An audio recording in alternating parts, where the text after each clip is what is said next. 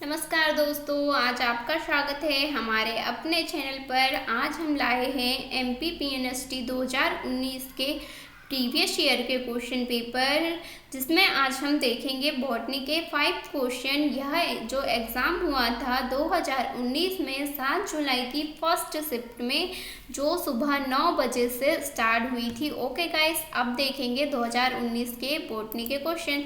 So start करते हैं। आपके लिए क्वेश्चन है NFWA के, यह क्या है इसके बारे में बताइए, क्योंकि ये हमारे चैनल से रिलेटेड है। ओके गाइस, अब बात करते हैं बॉटनी, जो बायो में जूलॉजी और बॉटनी होता है उसके क्वेश्चन देखेंगे। तो जो बॉटनी के 30 क्वेश्चन है उसमें से आज के हम वीडियो में 5 क्वेश्चन देखेंगे और अच्छे से समझेंगे। सो स्टार्ट करते हैं। फर्स्ट क्वेश्चन, निम्नलिखित में से नीरेनबर्ग और खुराना का योगदान कौन सा है?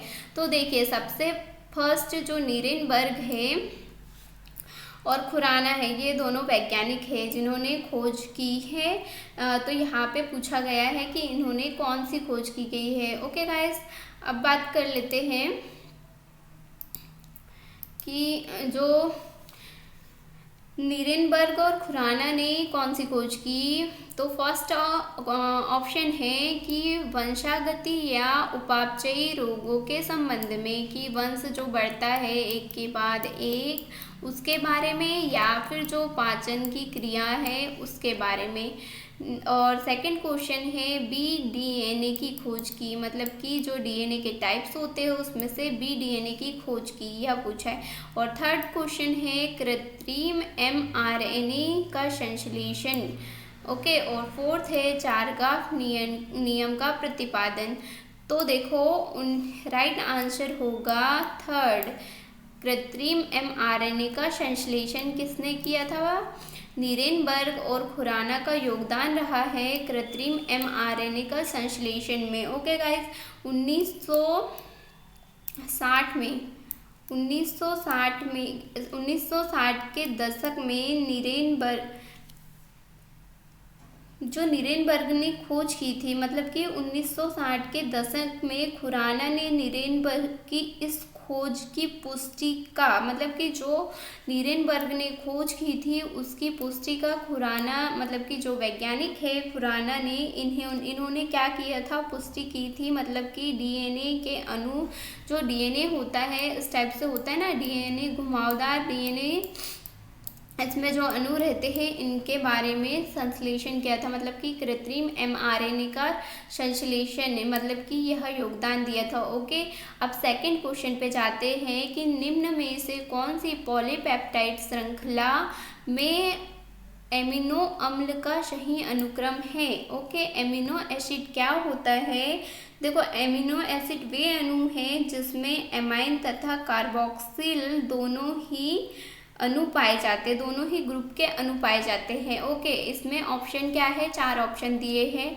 लाइसिन है, मेथियोनीन है, लाइसिन है, ग्लाइसिन, मेथियोनीन, लाइसिन और वेलिन। इसका सही अनुक्रम क्या होगा? ये जो 4 अणु दिए हैं, मतलब पॉलीपेप्टाइड की श्रृंखला में, इनका सही अनुक्रम क्या होगा यह देखेंगे। लाइसिन फर्स्ट में आएगा, वेलिन या मेथियोनीन या glycine. Okay, valine, lysine, glycine या मेथियोनीन, क्या आएगा? मेथियोनीन, ग्लाइसिन, वेलिन और लाइसिन। तो राइट ऑप्शन क्या होगा? मेथियोनीन, ग्लाइसिन, वेलिन और लाइसिन, यह सही अनुक्रम होगा। ओके गाइस, किसमें? पॉलीपेप्टाइड श्रृंखला में जो एमिनो एसिड है उनका क्रम। एमिनो एसिड का सूत्र क्या होता है? केमिस्ट्री में अच्छे से दिया है, और क्या होता है? H2NCHR OOH। ओके, ये क्या हो गया? इसका सूत्र हो गया। ओके गाइस, अब आगे देख लेते हैं next question. Third question, protein संश्लेषण में पॉलीपेप्टाइड श्रृंखला निर्माण किसके द्वारा शुरू की गई? मतलब कि यह जो पॉलीपेप्टाइड वाली श्रृंखला है किसके द्वारा शुरू की गई है? तो इसमें 4 ऑप्शन दिए हैं, एस्पार्टिक अम्ल, ग्लूटेमिक अम्ल, या एनिन या मेथियोनीन। ओके, तो राइट आंसर क्या है? मैथ्यूनिन के द्वारा स्टार्ट की गई थी पॉलीपेप्टाइड श्रृंखला का जो संश्लेषण होता है, मतलब प्रोटीन संश्लेषण में पॉलीपेप्टाइड श्रृंखला का निर्माण किसके द्वारा स्टार्ट होता है? मैथ्यूनिन। किसके द्वारा? मैथ्यूनिन। ओके, ऐसे याद करना है किसके द्वारा हो रहा है? मैथ्यूनिन के द्वारा। ऐसे सारे मतलब कि प्रोटीन संश्लेषण, प्रोटीन की श्रृंखला, इसके बारे में विस्तार से पढ़िए। ओके, और अच्छे से जानिए क्योंकि बहुत क्वेश्चन आते हैं। ओके गाइस, अब चौथा क्वेश्चन क्या है?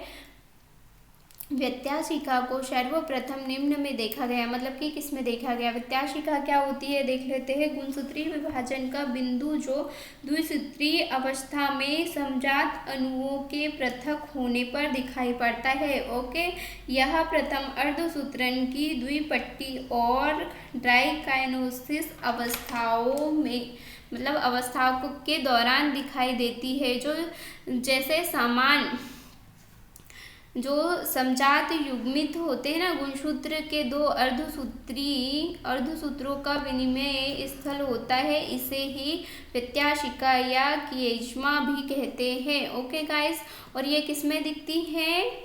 चलो, 4 ऑप्शन होते हैं, स्थूलपट या पैकेटिन और युग्मन,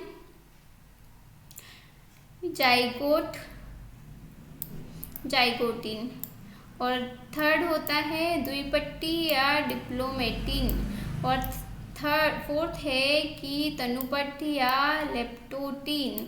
तो आंसर सही क्या होता है? डिप्लोटिन। ओके, अब बात करते हैं पांचवा क्वेश्चन, जिसमें क्या है? जैव निम्नीकरण कचरा अजैव निम्नीकरणीय कचरे की तुलना में हमारे लिए कम हानिकारक या प्रदूषक है। ओके, ये देख लीजिए अच्छे से।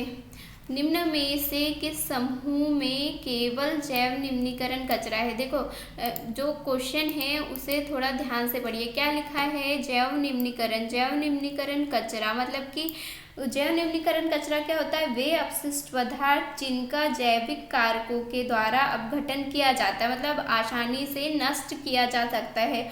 और अजैव निम्नीकरण कचरे की तुलना में, मतलब कि अजैव निम्नीकरण कचरे क्या वो कचरे होते हैं या वो अपशिष्ट होते हैं जिनका जैविक कारकों के द्वारा अपघटन नहीं किया जा सकता। होते हैं ऐसे कचरे, जैसे कि सपोज दिए हैं यहाँ पे प्लास्टिक केन हो गई, घास, डीडीटी, घास तो नष्ट हो जाती है।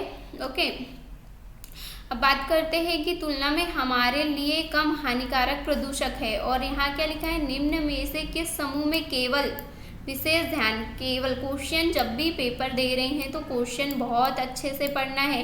केवल पूछा है उनने, क्या पूछा है कि केवल मतलब कि सिर्फ जैव निम्नीकरण कचरा होना चाहिए। देखो, अब बात कर लेते हैं बबल रैप्स, पीवीपी पाइप क्या होता है? नष्ट नहीं होता, ये प्लास्टिक पीवी। और ये क्या होता है? बास्केट लाइट स्विच, ये भी नष्ट नहीं होता। खाली दूध के पैकेट, ये कैसे होते हैं बच्चों? प्लास्टिक के होते हैं, इसलिए ये नष्ट नहीं होंगे। पुराने कपड़े ये नष्ट हो जाएंगे, पर उनने पूछा है केवल जैव निम्नीकरण कचरा होना चाहिए। और डीडीटी ये भी जल्दी नष्ट नहीं होता है, इससे मृदा प्रदूषण बहुत ही ज़्यादा होता है। ओके गाइस, और इसके बारे में भी विस्तार से पढ़िए आप, बहुत सारे क्वेश्चन आते हैं डीडीटी के ऊपर। प्लास्टिक की केन सभी ने देखे अपने घर, जो नष्ट नहीं होती है। घास नष्ट हो जाती है, डीडीटी नहीं नष्ट होता है। तो ये फर्स्ट गलत है, सेकंड गलत है, जो नहीं आएगा, थर्ड गलत है। मतलब कि इनमें जैव निम्नीकरण और अजैव निम्नीकरण दोनों कचरे शामिल है या अपशिष्ट शामिल है। अब फोर्थ देख लेते हैं, लकड़ी, सड़ा भोजन और सब्जी के छिलके। अब बताओ, सभी ने देखे हैं लकड़ी सड़ जाती है, सड़ा भोजन है मतलब कि खराब भोजन है, वो भी नष्ट हो ही जाता है, और सब्जी के छिलके आसानी से नष्ट हो जाते हैं, और ये हमारे लिए कम हानिकारक प्रदूषक भी होते हैं। ओके गाइस, अब यहीं पर ये वीडियो समाप्त होता है। अगर आपने अभी तक हमारे चैनल को सब्सक्राइब नहीं किया है तो प्लीज़ सब्सक्राइब कर लीजिए। और ये जो छठवां क्वेश्चन है, ये आपके लिए एक क्वेश्चन है, कमेंट्स करके बताइए कि 100 मतलब 100 बीजों के निर्माण में सम्मिलित अर्धसूत्री विभाजनों की संख्या क्या होगी। ये होमवर्क है। जो बच्चे एक्टिव है प्लीज़ बताइए, कमेंट्स कीजिए। Okay guys, thank you guys watching my video.